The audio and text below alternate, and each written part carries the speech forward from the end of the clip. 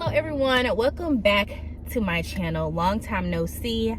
I know that the people who were interested in my car that had asked me to do like a 4-year update last year, you guys will be happy to see that I'm now doing a 5-year update on my Toyota Yaris IA model year 2018. So where do we start? Okay, I did tell you all that I moved away and I no longer need to drive. I live in DC now, and my main source of transportation is metro, bus, so pretty much public transportation, and I enjoy it. You know, it's very different, and I don't regret not bringing my car up. The ultimate reason that I did not bring my car up was because of the cost associated with having a car in the city, as well as my apartment charges like $150. I think parking actually went up to like $175 or $200.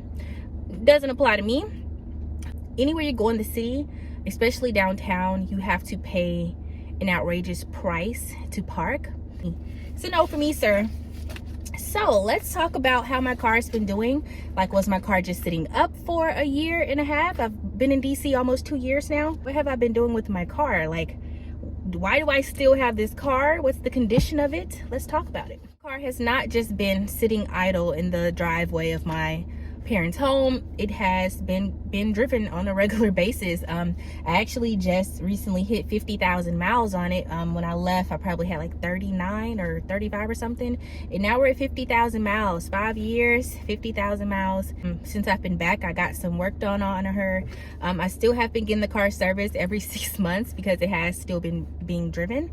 So my family has also been taking it to the dealership and making sure things are, you know, being serviced. So let's talk about it. What has changed since 5 years of owning this car? Nothing much. I see the same two.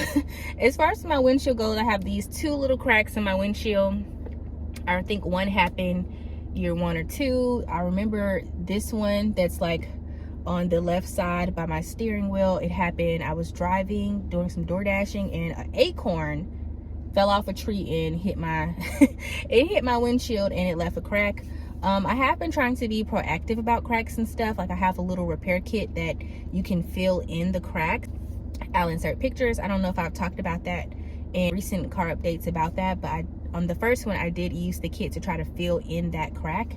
And yeah, but I think I need to do this one as well. It's like cleaning out the windshield really good and applying this resin into the crack. So that's that on that. I also took her to get cleaned while I was out here, because honestly, when other people drive your car, nobody treats your car like you treat your car. So I noticed there was just a lot of little random stuff going on. The floors were dirty, so I definitely took my car to get cleaning while I was here. So she's looking kind of to her prior glory. I can definitely tell that the wear and tear has kind of started to set in a lot of little things in my car. Like my mat has part on it where it's like separating, so it's like I want to replace the mat now. And there was something else. Oh, there's a little broken piece on the side of my, I think it finally snapped off. Basic wear and tear, like, I don't know, I feel like if I was still driving my car, that wouldn't have broken. But a little plastic piece on like the seat slider has broken or something. So it's not really an issue, but I mean, I would probably get it replaced because, you know, it's broken. Little minor things like that. Like, I could definitely use a good detailing, you know.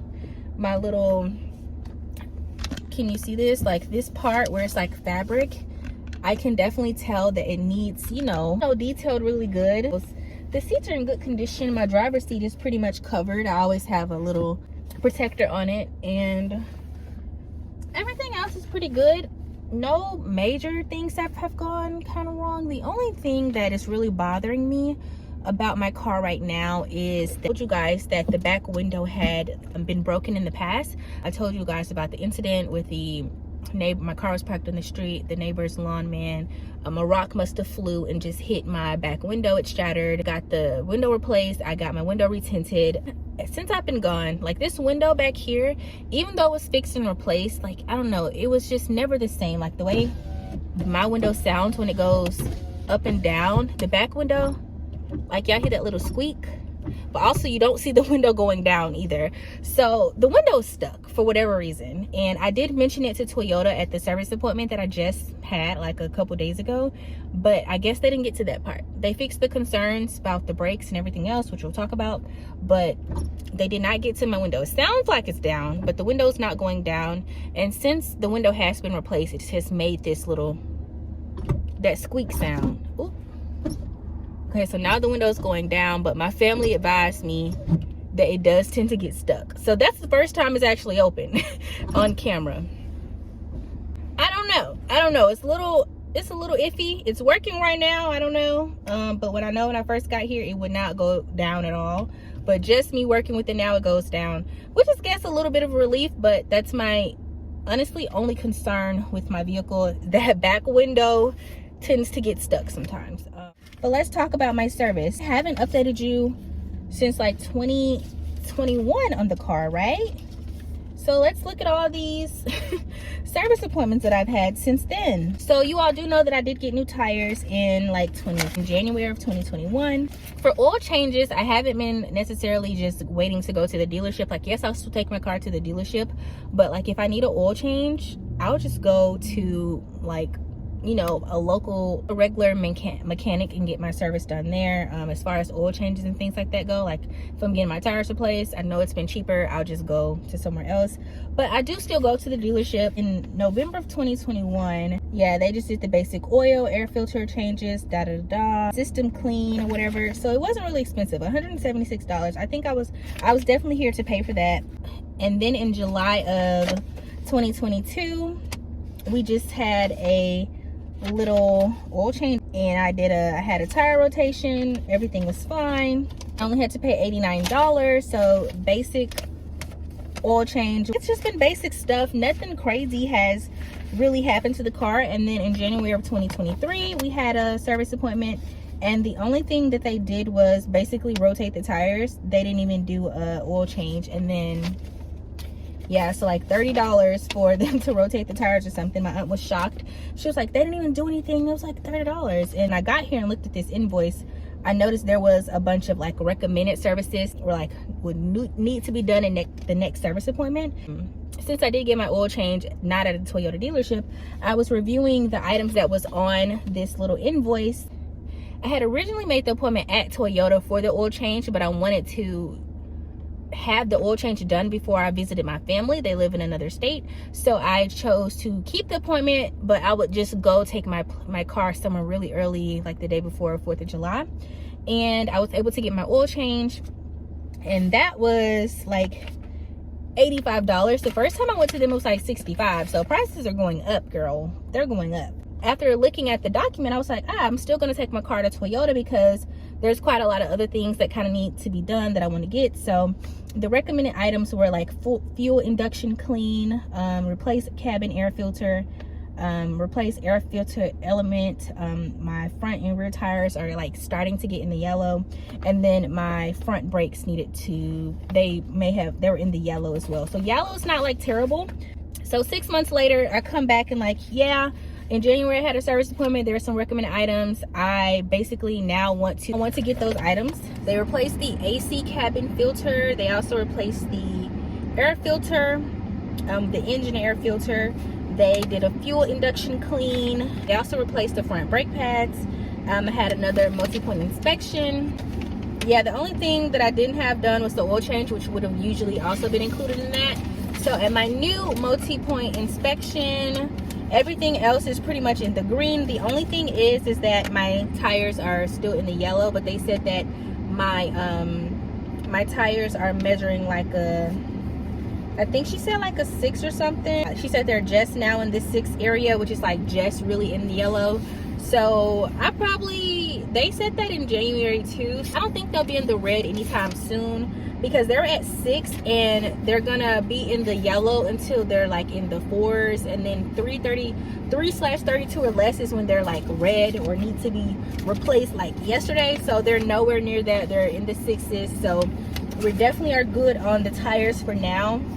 There were no other updates on my maintenance that I needed to have done. The only thing I did was got the oil change at a different place, and the oil change was $89. It was $85. Last time it was like $60. But all in all, she's driving really good, no issues. Anything that comes up, I try to get her fixed.